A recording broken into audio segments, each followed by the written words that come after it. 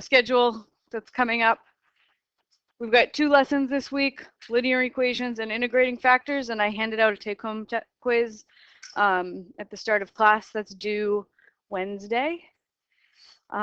Wednesday we've got 1 more lesson on integrating factors, and your take-home quiz will be due.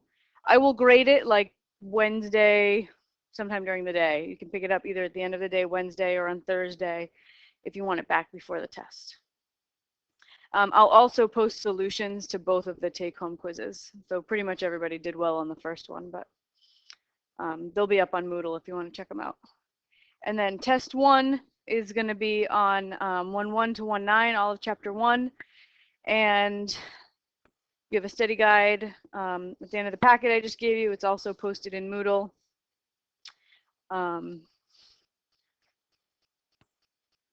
That's it. Questions?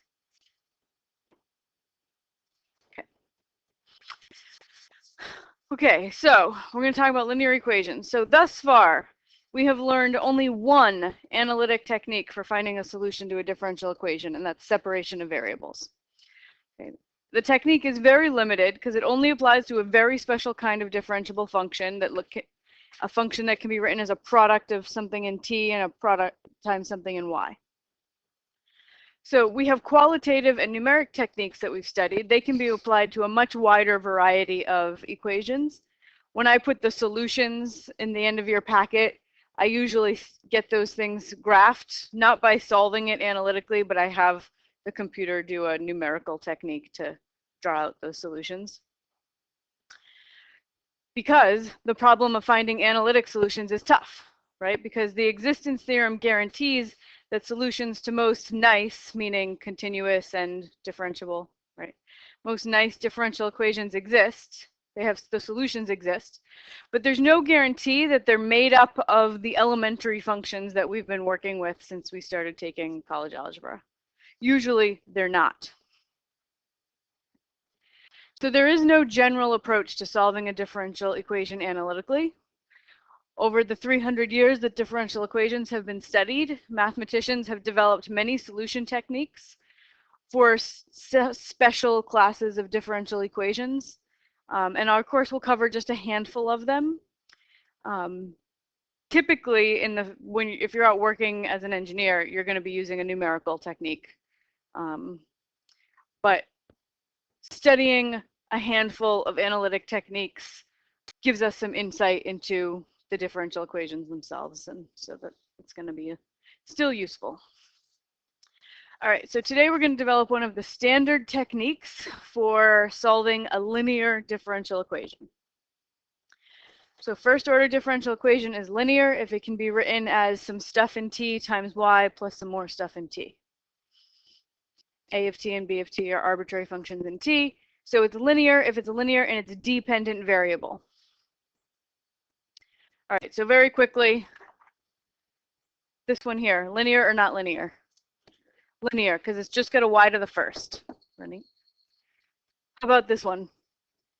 dy dt equals y squared.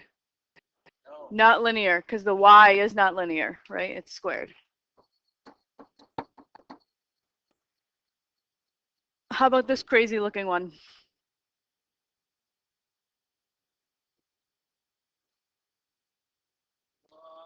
It's linear. This is a function. This is the a of t times y to the first. And then all the rest is b of t. Yep.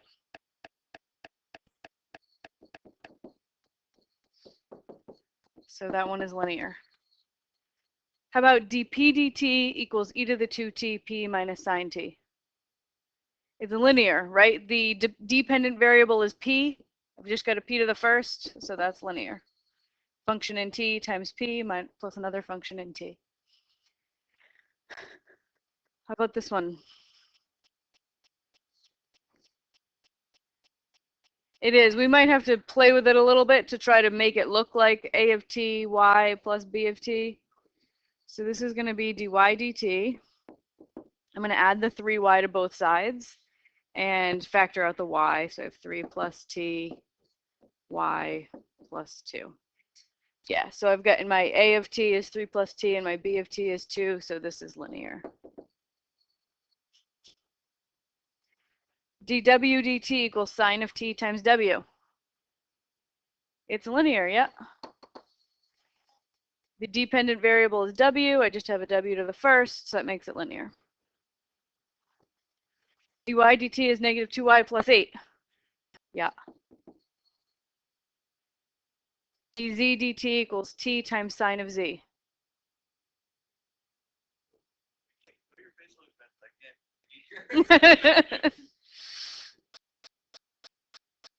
What's the dependent variable?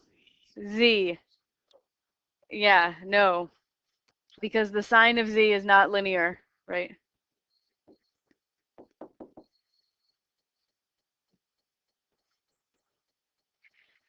All right, so linear differential equations come in two flavors. If b of t equals 0, then the equation is said to be homogeneous. If there is no second term, right? There is no b of t, then we call that homogeneous. Or sometimes we call it unforced, and the reason behind that name will become clear later in the semester when we study more applications.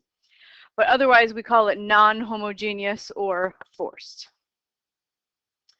So let's label these. dy dt is the sine of 2t times y. Is it linear, first of all? Yeah, because the dependent variable is y, and I just have a y to the first. Is it homogeneous or non-homogeneous? Homogeneous, because there is no b of t term, right? So this is homogeneous. And how about the next one? That's non-homogeneous. Yeah, because I've got a y term, and then I've got the term with no y's. So this is non-homogeneous.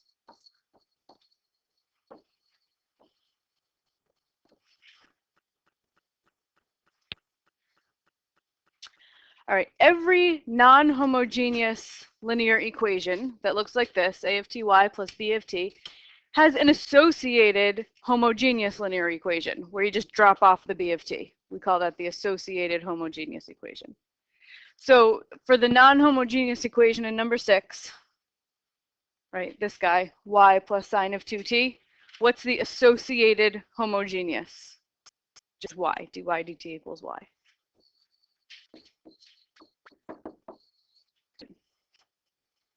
All right, so here's a 3-step procedure for solving a linear differential equation. You should definitely read the text for why this works. But rather than prove it generally, we're just going to sort of verify it with one example. It's not a very mathematician-y thing to do, but I think it's going to save us some time and aggravation. All right, so the 3-step process is, first, find the general solution of the associated homogeneous equation. That's pretty easy to do using separation of variables. Okay, so just drop off the b of t and solve it. Okay. Step 2, find one particular solution of the non-homogeneous equation. That is, find any function. There are infinite functions that can make a differential equation true. Find one of them,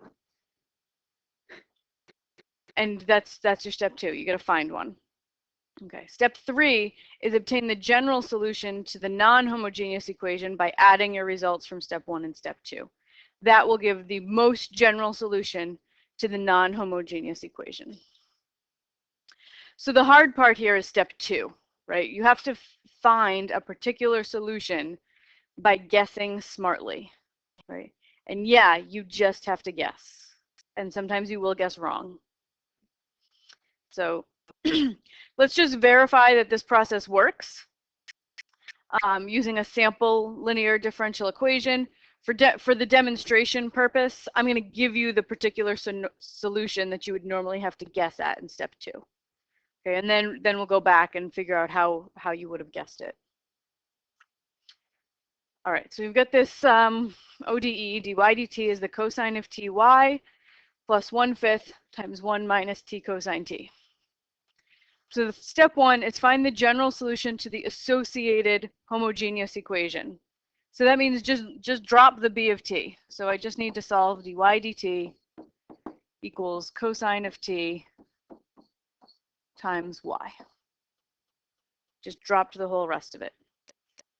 That you can solve using separation of variables. Okay, so I'll put the t's on the right, so I'm going to have cosine of t dt and 1 over y dy. And then you integrate both sides, and I get the ln of y. What's the antiderivative of cosine t? Close. Regular sine, sine of t plus an integrating constant. Yeah, you go up the ladder, yep. All right, so almost done. How do I get the y by itself? E to both sides. So e to the ln of y equals e to the sine of t plus c. But e to the ln of y is y. And this I could actually write as e to the sine t times e to the c, right? Because multiplying like bases, you would add the exponents using a rule that we typically use in the reverse direction. But then e to the c is just another arbitrary constant. So I have y equals c e to the sine t. Technically, this c is different from this c. So you can call this C1 if that bothers you, or you can just say I'm lumping all my constants into a constant I'm calling C. All right, so there is my general solution to the homogeneous equation, the associated homogeneous equation. Step 2, this is usually a guessing step, but at this point we're just going to confirm that t over 5, y over t equals t over 5, is a solution to the original non-homogeneous. It's not every solution, it's just one function that makes that thing true, right? The general solution would have some kind of factor, some kind of constant of integration, right? That a whole family of functions would make it true. I just want one particular function, t over 5. So this is good practice because I'm sure on your test I'm going to ask you to verify whether or not a function is a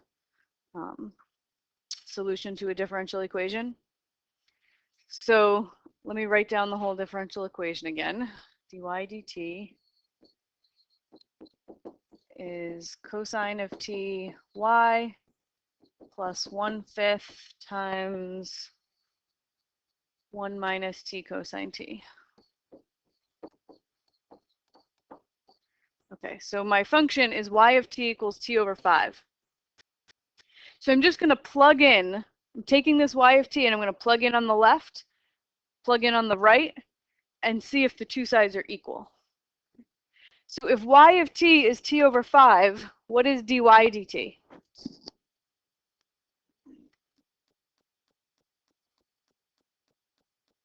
Looking at this function, what is its derivative?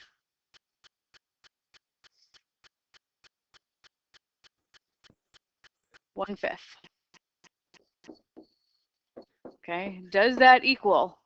Now on the right-hand side, I'm going to replace like every y I see. There's only one, but I'm going to replace every y that I see with a t over 5. So I've got cosine t times t over 5, making a substitution, y with t over 5, because that's the function. Yes.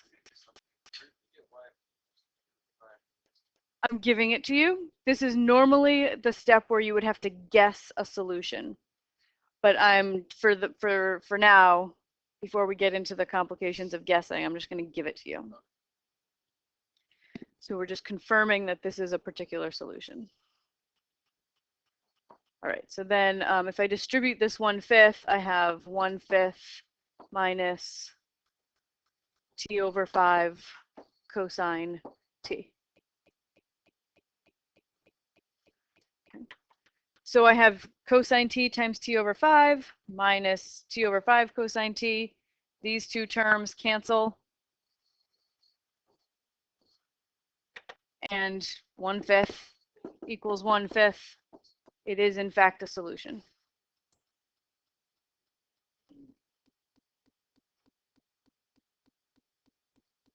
So is that an okay procedure? Like I said, there will be something on your test asking you to check if something's a solution. How did I lose what negative? this negative? Well, I did cosine t times t over 5 minus t over 5 cosine t. I added to make 0. That's okay.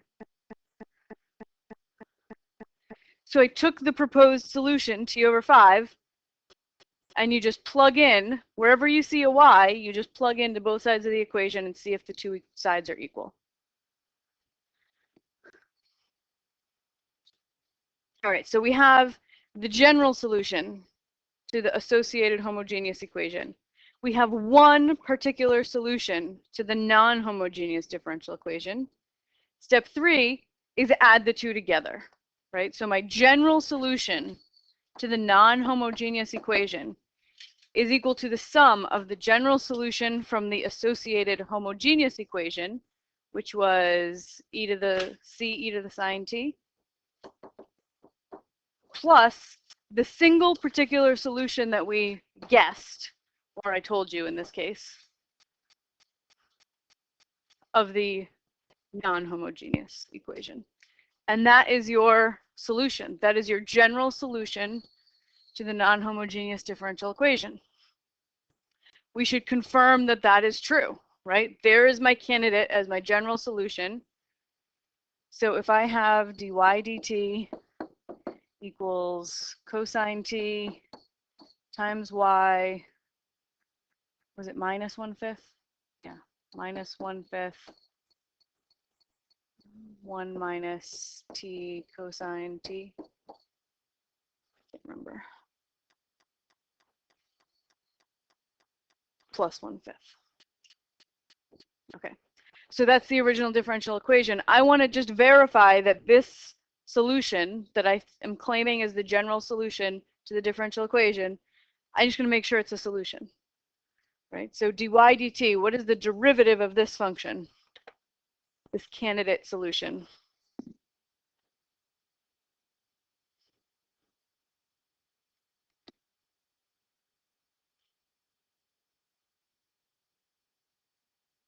C e to the sine t times cosine t, right, because of the chain rule. So this is going to be c cosine t e to the sine t. That's my derivative. And I want to make sure. Oh, yeah, sorry, plus 1/5.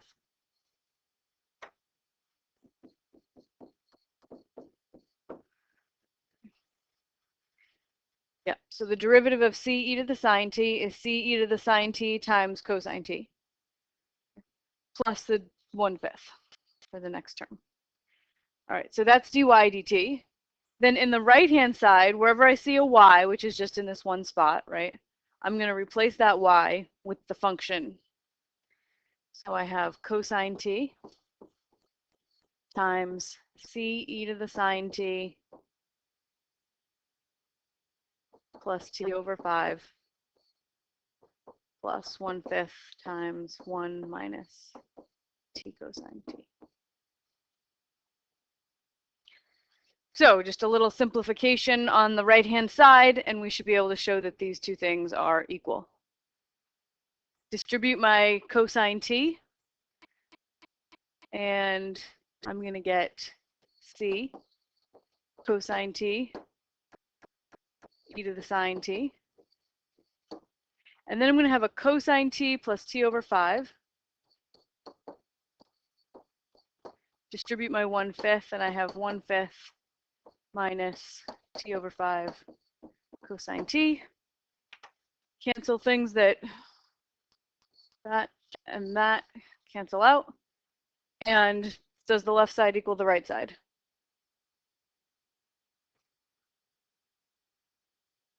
Yeah.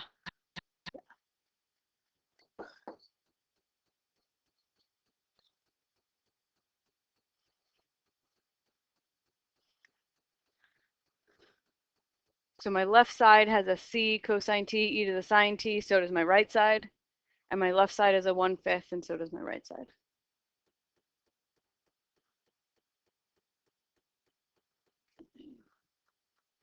So for this example, the procedure works. It gave us a general solution to the non-homogeneous differential equation. Like I said, please read the text if you haven't already to see the more general explanation. All right, we can also confirm our general solution graphically by plotting a few of our solutions on this slope field. So I plotted the slope field and then I picked, right, I said this is the general solution. I picked a couple values of C and just graphed them. And you can see that they line up perfectly over the slope field. I picked C as 3, C is -2, C is 1, and then I just picked the T over 5, the one particular solution that would correspond to C equals 0. And you can see that they perfectly match the slope field.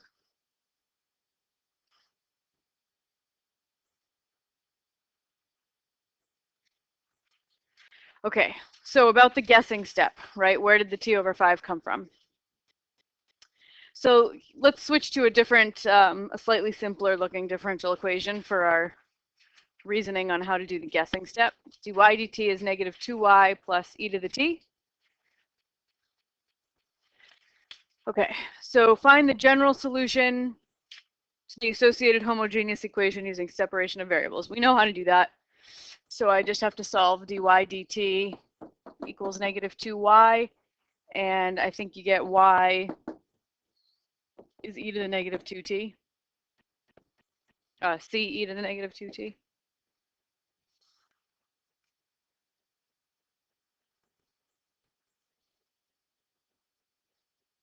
Just use separation of variables, but I've just done that problem a million times, so I know what the solution comes out to.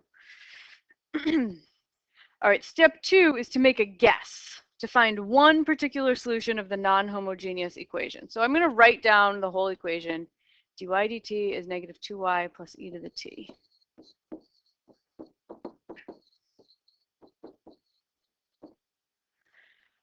All right, I'm going to add 2y to both sides because I think it's going to help us visualize what kind of function we're looking for. So we're looking for a function y that when you take its derivative and add it to 2 times itself, you get e to the t. So are any kinds of functions jumping to mind? Something with e to the t, right? Because e to the t's derivative and itself both have the same form. They're both of the form e to the t. So, and you suggested 1/2. Are you positive 1/2 is going to work? Okay, so maybe it's some constant times e to the t that we're unsure what it is. So let's try y equals some unknown constant times e to the t. Okay. And this is a guess, right? It might not work. We might have to go back and try another guess. Okay, so I'm going to do alpha e to the t. So now I have to figure out what alpha will make it work, right? So the derivative of alpha e to the t is alpha e to the t. 2 times y is 2 alpha e to the t. And I need to choose an alpha that makes that equal to e to the t.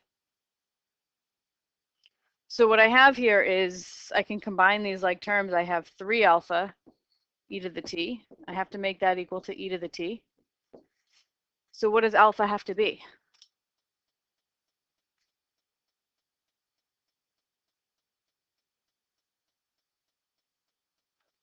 One-third, yeah. I need the coefficient on the left to equal the coefficient on the right. How did what?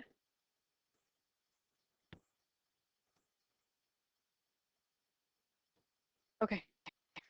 So 3 alpha has to equal 1, right?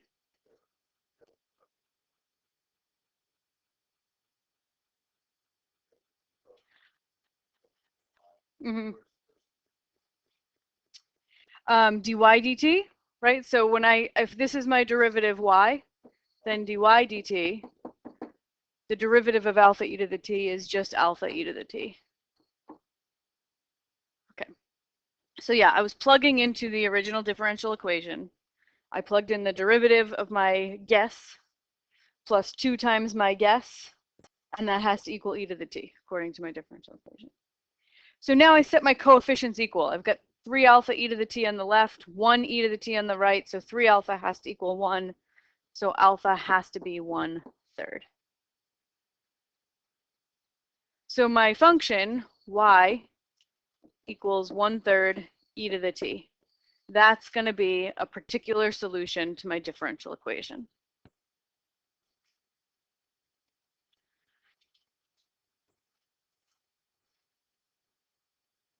So you come up with a candidate by basically studying the differential equation, right?